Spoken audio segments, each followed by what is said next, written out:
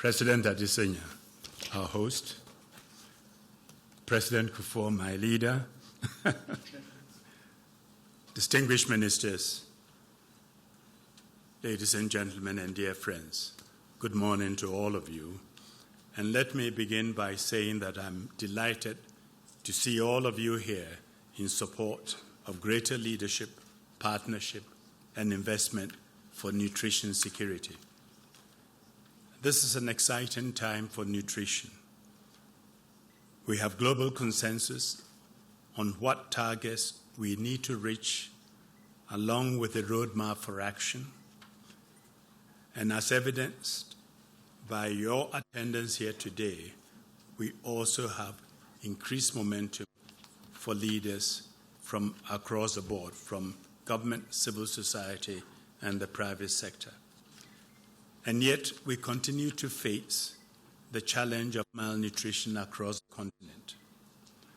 Africa's malnutrition is sadly on the rise. 58 million children under the age of 5 are too short for their age, and 14 million weigh too little for their height. And President Kufuor and I are the same generation, and we've known each other for a long time. That's a problem he never had. These children are not growing healthily. Instead, their physical and mental growth is gravely at risk. Mothers, too, aren't eating properly and are seeing the health of their unborn babies permanently harmed. All this is to say that malnutrition remains a major barrier to development in many African nations, and I think the president of the African Development Bank made the case very, very clearly. Poor nutrition casts a long shadow over entire generations, denying children, communities, and nations from reaching their full potential.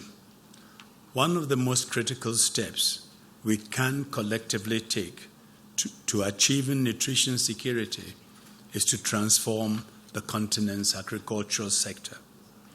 Africa is the only continent which fails to produce enough food to feed its own citizens. But it's not just about the amount of food we grow, it's also about the type of food that we eat. Thus, we need agriculture to be nutrition smart. To do that, we must work to create agriculture and food production systems that are diverse, efficient, and resilient in order to meet the nutritional needs of every community and every child in every nation. Furthermore, if African agriculture is to be truly transformed, investments must flow through the smallholder farmers, particularly women farmers and their families. Let's help them transform their subsistence farms into little businesses. And farmers are smart, they are clever. You show them the model and they will do it. With increased support across government, business, the African Development Bank and others, these smallholder farmers have the potential to transform their efforts into prospering businesses. But this is, of course, only a piece of the picture. We need governments to urgently adopt the right policies and mobilize resources to scale up nutrition. This is why today's meeting is so important. It is up to all of us to take action. We need to lead the charge to create the environment where nutrition is seen as both an input and an outcome of development. I'm looking forward to the opportunities for collaboration that the new Leaders for Nutrition Forum will offer. African leaders need to spark progress to establish the right policy frameworks and prioritize nutrition for every African. After all, it is only through better nutrition that we can ensure the well-being of our citizens. As you will hear from other panelists today, we know that, and we know what nutrition action we need to take, we need to prioritize to make the biggest impact, particularly in the lives of women and children.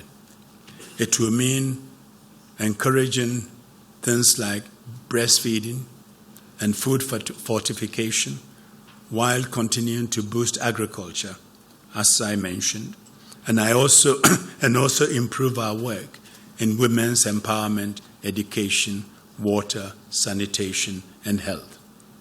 What we need now is to translate the momentum in this room into actionable support so that we may unlock the economic and human potential of every nation.